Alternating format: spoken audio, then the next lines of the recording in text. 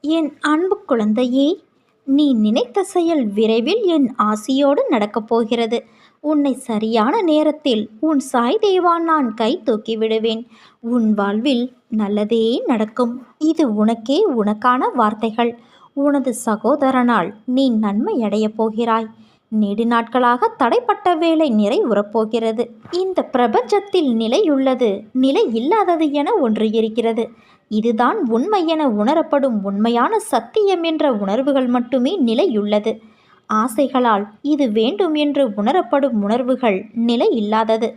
கோபம் நிலையானது அல்ல, வெறுப்பும் நிலையானது அல்ல. ஆனால் ஒரு உயிரினிடத்தில் காட்டும் அன்பு நிலையுள்ளது. அது எப்படி? கோபம் போன்றதுதான் அன்பும் ஒரு உணர்வுதான். அது மட்டும் எப்படி நிலையுள்ளது என்றுதானே நீ கேட்கிறாய்? அன்பை ஒரு இடத்தில் ஆத்மார்த்தமாக காட்டும்போது அவரவர் மனதில் எழும் நிறைவான